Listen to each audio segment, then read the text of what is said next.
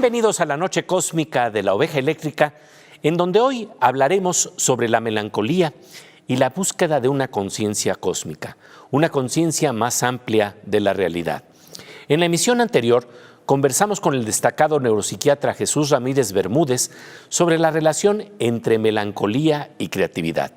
Hoy hablaremos del sueño del conocimiento total del universo y la nostalgia que surge al darnos cuenta de que nuestro entendimiento es limitado.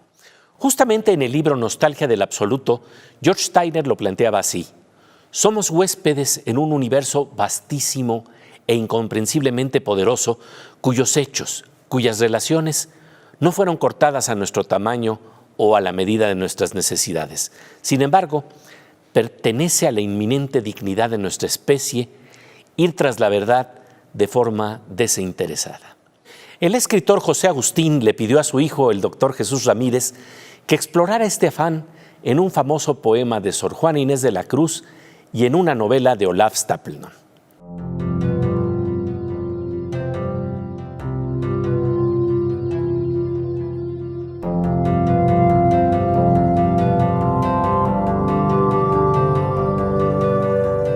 Y hablando de esa posibilidad de explorar este fenómeno de la conciencia y referida precisamente a la nostalgia de la inmensidad, tu padre te pide una lección que me parece muy hermosa: encontrar las semejanzas entre Hacedor de Estrellas de Olaf Stapledon y de Primero Sueño de Sor Juana Inés de la Cruz, que son intentos de entender el mundo, un mundo que no logramos descifrar del todo, pero está ahí algo que también te marca profundamente, eso que George Steiner llama la nostalgia del absoluto.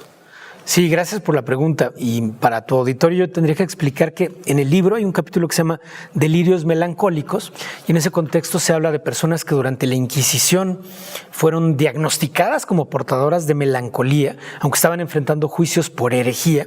Y en ese contexto a mí me interesaba mucho comparar las experiencias de estos individuos y por otra parte la creación poética de Sor Juana, ¿no? En sus poemas, que son de una ambición filosófica realmente inspiradora. Que tú compartes además. Esa ambición, yo comparto como lector. Ambición de entender.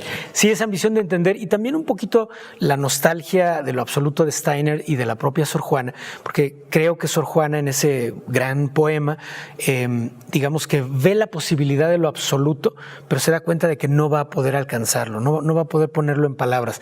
Y entonces ella, digamos que se queda como del lado de lo que yo le llamo como una inmanencia melancólica, ¿no? Por contraposición a una trascendencia en donde se podría abrazar lo absoluto. Entonces ella elige como quedarse aquí en el mundo, un mundo lleno de tristeza, pero un mundo a la vez real, donde podemos hacer cosas para transformar nuestras vidas, ¿no? Y claro, esto deja una profunda nostalgia.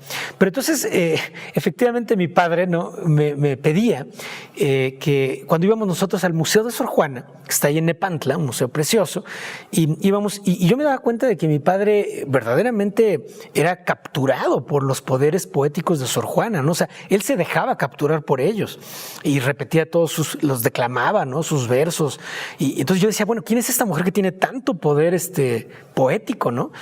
Y entonces él fue el que me dijo, ¿no?, que una mirada como la de Sor Juana, su mirada filosófica, se parecía mucho a esta obra, El Hacedor de Estrellas, de Olaf Stapledon, donde lo que se busca es, digamos, se busca una conciencia cósmica.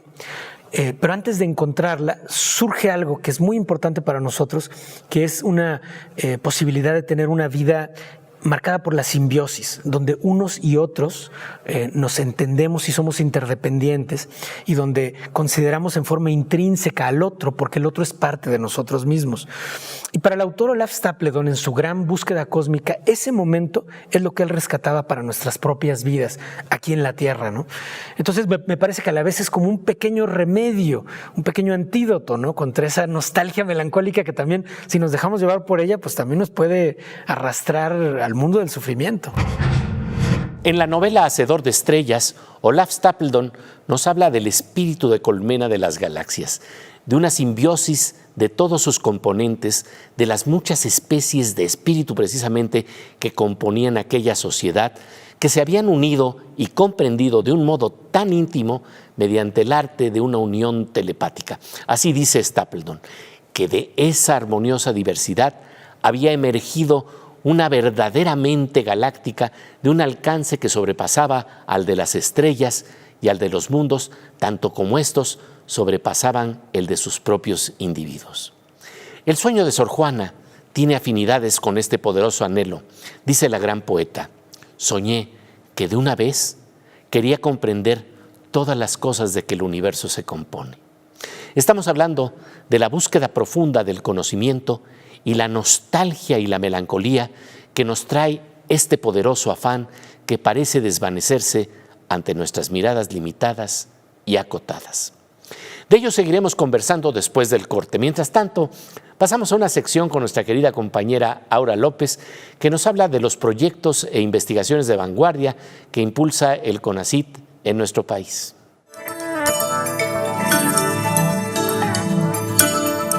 Pues querida Aura, un gusto encontrarnos aquí en La Oveja Eléctrica. Gracias, Pepe. Oye, fíjate que me gustaría que nos hablaras de alguna investigación que se está haciendo en México que verdaderamente te sorprende. Justo hoy les traigo un tema que me sorprende. Hoy les quiero hablar sobre las investigaciones que están encaminadas a controlar las reacciones que genera el lupus. El lupus es una enfermedad autoinmune con una carga de desgaste muy alto y, como dato curioso, de cada 10 personas que sufren la enfermedad de lupus, 9 son del sexo femenino. De ahí que el lupus se presente más en mujeres entre los 20 y 40 años de edad. La doctora Alejandra Medina, con el apoyo otorgado por el CONACYT a través de la convocatoria Ciencia de Frontera, busca identificar variantes genéticas para entender más sobre esta enfermedad. De ahí el que su investigación se centre en reconocer las variantes genéticas involucradas en la generación de células dendríticas tolerogénicas, células que ayudan a controlar la reacción inmune exacerbada que causa el lupus. Lo que la doctora Medina busca es obtener células y enseñarles a ser tolerantes para regresarlas al cuerpo. Así, en un futuro, esta podría ser una forma de controlar las respuestas autoinmunes que da el lupus.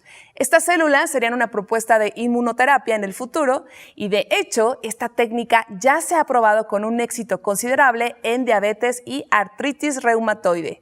Si bien no hay una causa específica que provoque la aparición del lupus, hay factores genéticos y hormonales que podrían detonar el mal funcionamiento del sistema inmune. Esta investigación, apoyada por el Consejo Nacional de Ciencia y Tecnología por medio de la convocatoria Ciencia de Frontera, será de gran relevancia para el impacto en un futuro, en los pacientes y en la sociedad. Pues querida Aura, realmente lo que estamos viendo es el valor del conocimiento para transformar el área de la salud. Sin duda alguna, Pepe.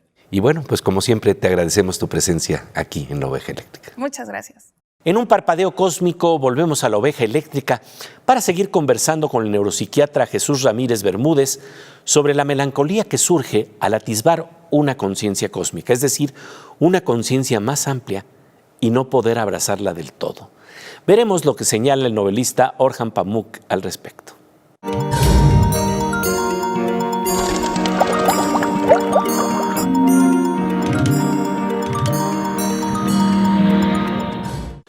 Rayo con tintes verdes y dorados, estamos de regreso en la noche cósmica de La Oveja Eléctrica, platicando con Jesús Ramírez Bermúdez, destacado neuropsiquiatra que labora en el Instituto Nacional de Neurología y Neurocirugía, sobre su libro La melancolía creativa, en el que se adentra en la búsqueda nostálgica de la literatura por atisbar nuestra conexión con el cosmos.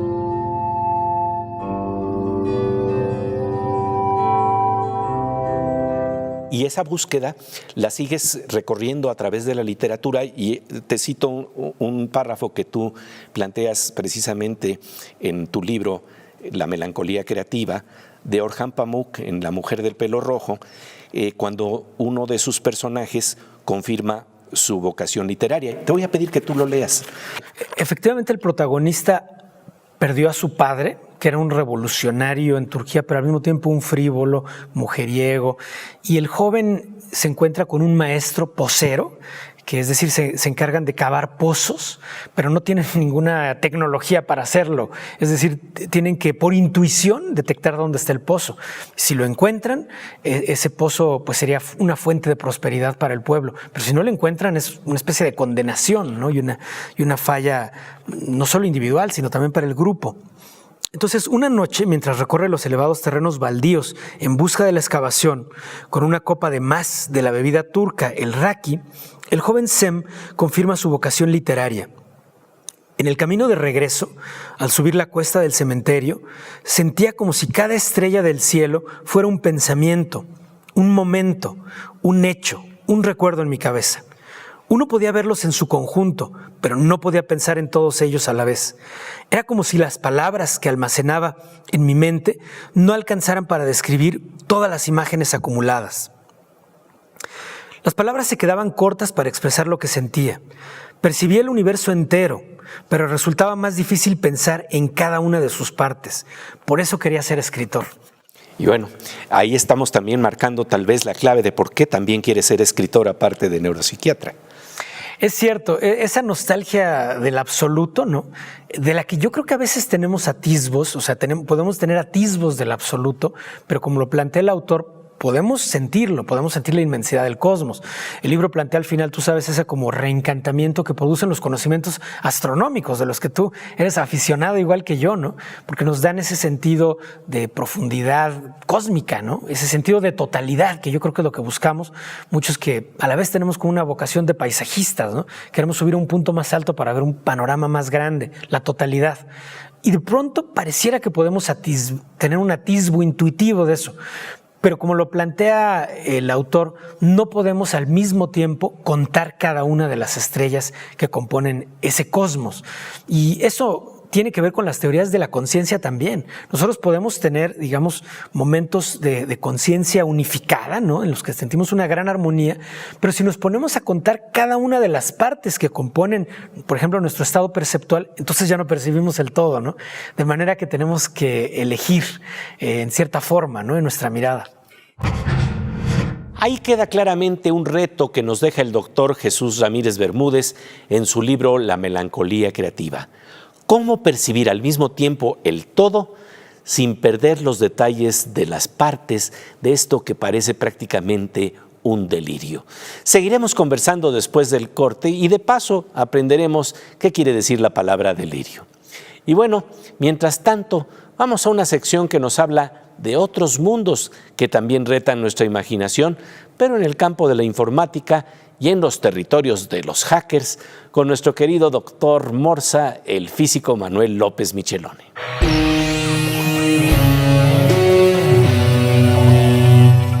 Pues querido Morsa, como siempre, un placer encontrarnos aquí. En la oveja eléctrica. Eso. Oye, mi querido Morsa, pues hoy hemos estado hablando de la melancolía creativa. Esta melancolía tú también la expresas en el mundo de tu creatividad, en el campo de las computadoras, ¿no? Sí, Pepe. De hecho, esta camiseta representa una vieja computadora de 8 bits, una Apple II, ¿no? Ese es el modelo, creo que es el modelo portátil. La nostalgia. La nostalgia, absolutamente. Es una computadora de 8 bits que tenía 64K de memoria. 64K, la gente se le olvida, pero ahora tenemos terabytes. Pero aquí 64K eran 65.536 letras, donde se tenía que hacer todo.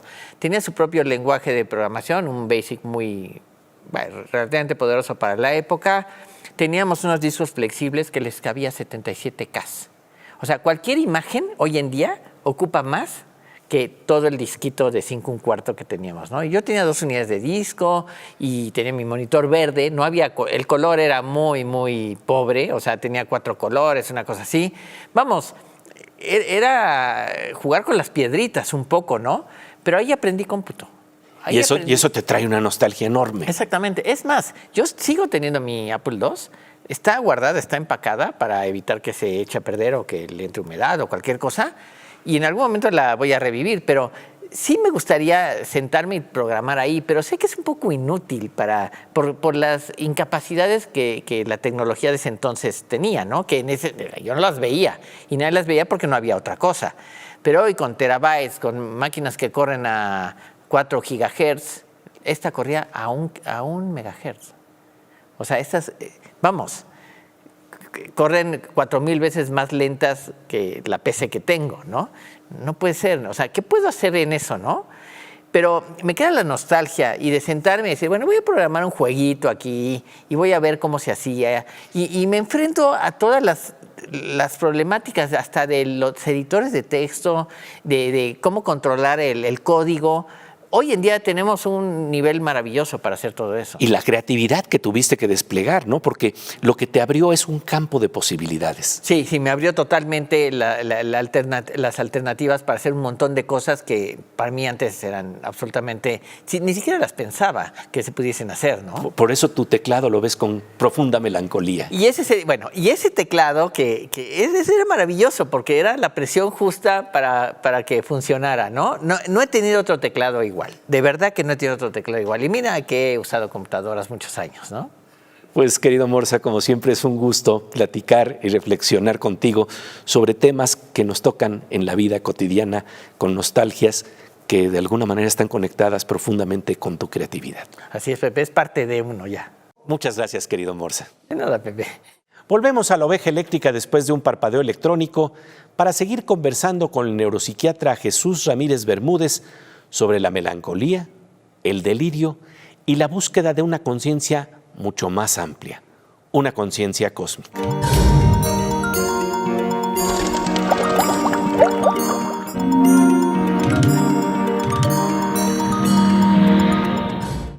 Como de rayo, estamos de regreso en los escenarios cósmicos de la oveja eléctrica, conversando con el doctor Jesús Ramírez Bermúdez en torno a su libro más reciente, La melancolía creativa, sobre cómo ir más allá del dolor, la tristeza y la depresión con un recurso inesperado que tiene que ver con romper los límites en donde siempre nos movemos, con desautomatizar los lenguajes estereotipados.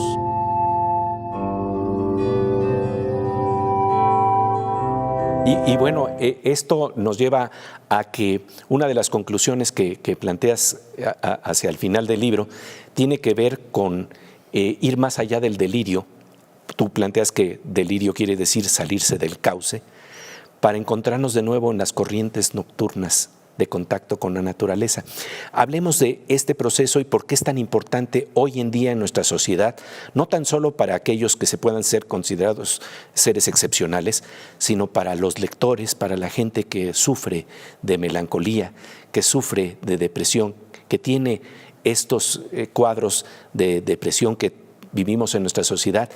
¿Y dónde está la posibilidad justamente del gozo? Porque de eso hablas, que tiene que ver con ir más allá de los automatismos del lenguaje. Muchas gracias. Sí, en efecto, yo concibo la literatura como un camino para desautomatizar el lenguaje y recuperar nuestros poderes de transformar nuestra visión del mundo, a veces el propio mundo y también siempre a nosotros mismos, a nuestras relaciones. Y en efecto, al final del libro se habla del delirio, y yo utilizaba una fórmula del siglo XIX que era el delirio lúcido. De hecho, este capítulo final que se llama La emergencia creativa, por mucho tiempo se tituló Un delirio lúcido, como pregunta, porque no quiero trivializar el problema de los delirios. Estoy seguro que me escuchan quizá algunos colegas que saben que los delirios en el terreno clínico implican un enorme sufrimiento, ¿no? Y son problemas verdaderamente duros, ¿no? Para quien los padece, para su familia. Entonces no quiero trivializar esto. Sin embargo, pienso que en el delirio, en el fenómeno clínico del delirio, hay un aprendizaje muy importante para nosotros, ¿no? Una enseñanza muy importante que consiste en que quien delira se aparta del surco, o sea, atraviesa un camino divergente. Y ese es el punto por donde yo creo que caminan juntos el pensamiento creativo y el delirio propiamente, ¿no? La psicosis, el padecer, la enfermedad mental, como se le ha llamado a veces, ¿no? Es decir, en este pensamiento divergente que nos aparta del automatismo, porque el automatismo en el que estamos encerrados, ¿no? Esa especie de Matrix, ¿no? De las que a veces se habla en la ciencia ficción, ese mundo donde todo está predeterminado y donde no tenemos agencia y que nos hace sentir además humillados, ¿no? Profundamente y sin capacidades de acción. Bueno, ese mundo también nos lleva también a otro tipo de patología. Estoy usando la palabra patología como metáfora, ¿no? Y es lo que a veces un maestro mío le llamaba los normópatas, ¿no? O sea, también podemos caer en la patología de ser normópatas, ¿no? O sea, de estar todo el tiempo tratando de estar dentro de esos cauces, dentro de esos sistemas cuadriculados, ¿no? Que nos oprimen, ¿verdad? Y donde además típicamente alguien se enriquece con todo ello, ¿no? Entonces hay también un poder emancipador y liberador en atravesar esos caminos divergentes, pero claro que están llenos de peligros, no debemos de trivializar el sufrimiento, pero al mismo tiempo yo creo que sí tenemos que tener de alguna manera esa curiosidad, ¿no? Y ese deseo de conocer esos caminos divergentes que efectivamente nos pueden llevar a un tipo de gozo que además es un gozo inédito, porque no se parece al gozo predeterminado por las recompensas que determinan nuestra vida cotidiana. El gozo de cerrar los ojos, tú dices, y volver a encontrarnos con la armonía de un contacto distinto con la naturaleza, ¿no? Así lo planteas. Sí, en efecto, a mí me importaba mucho plantear esa metáfora, ¿no? De cerrar los ojos, porque también es una metáfora literaria, ¿no? Me parece que nuestra sociedad está enferma como de vigilia, nos está matando la vigilia. ¿En qué sentido? Que cuando estamos en vigilia y nuestra sociedad nos explota a través del trabajo y la economía para estar en vigilia permanentemente, tú y yo platicábamos alguna vez sobre los sueños y el mal dormir en el contexto de la pandemia.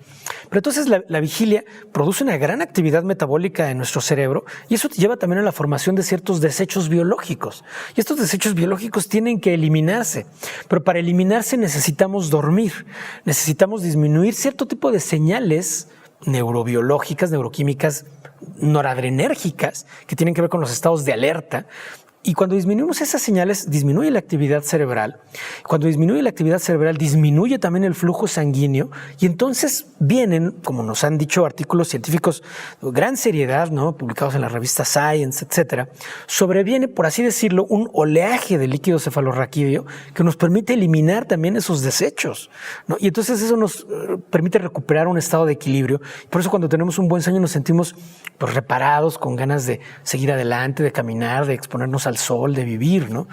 Y bueno, yo creo que esa es la paradoja, ¿no? Que al mismo tiempo para poder estar conscientes, despiertos, etcétera, pues necesitamos también reconocer ese momento de cerrar los ojos y permitir que la tierra sea la que nos mueva, ¿no? Que las cosas sucedan como tienen que suceder. Y si tú quieres, es un toque de confianza, ¿no? Un toque de confianza que necesitamos. Confianza en los demás, confianza en quien vive con nosotros y un poquito de confianza también en el mundo, ¿no? En el que estamos. Pues, querido Jesús, de los que nos has estado hablando es del poder reparador que tiene el conocimiento y que tiene la imaginación. De verdad, muchísimas gracias por tu presencia aquí en La Oveja Eléctrica. Al contrario, Pepe, muchas gracias. Lo dicho, el poder reparador del conocimiento y de la imaginación, de la posibilidad de salir de los surcos usuales para abrir nuestra percepción. Esto implica el contacto con nuestro ser en capas que a veces desconocemos. No es casualidad que el libro La melancolía creativa de Jesús Ramírez da inicio en una escena que sucede después de su participación en un simposio de neurociencias en Atenas. Jesús camina a solas entre las ruinas del monte Parnaso, marcado por la nostalgia del mito del oráculo de Delfos, que nos invita a conocernos a nosotros mismos de maneras más amplias. Eso es justamente lo que marca la obra del doctor Jesús Ramírez Bermúdez, la búsqueda de conocimiento de forma honesta, sin fanatismos, sin soberbia, pero también con la libertad creativa del mito, el arte y la literatura que permiten salirnos de los cauces para ensanchar nuestras miradas. Un gran gusto la presencia de nuestro querido Jesús en La Oveja Eléctrica. Y es la hora de los cantos cuánticos con los ojos cósmicos de nuestro querido Fernando Rivera Calderón. Pues querido Fernando Rivera Calderón, un gusto encontrarnos aquí en La Oveja Eléctrica. Igualmente, mi querido Pepe, aquí explorando los caminos de la creación que no podrían ser si no hay primero una fe primigenia en aquello que se va a crear. Exactamente, el día de hoy hemos hablado justamente de esa fe primigenia que tiene que ver con un primero sueño y con la posibilidad de hacer estrellas, ¿no? Pues soñemos primero una Así canción. Es. Va.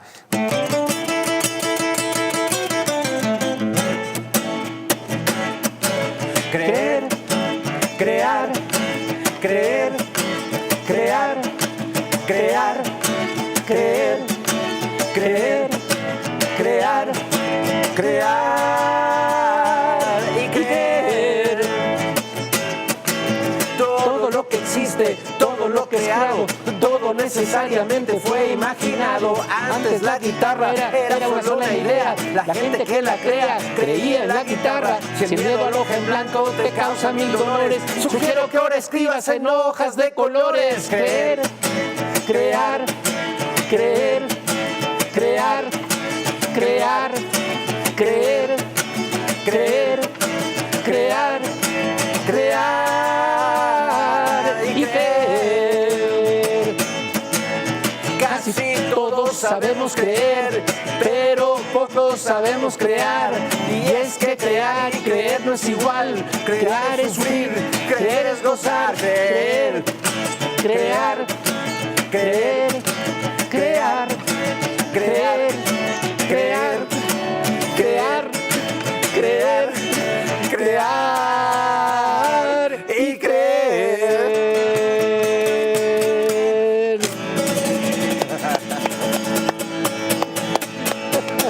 Creo que la creamos ya.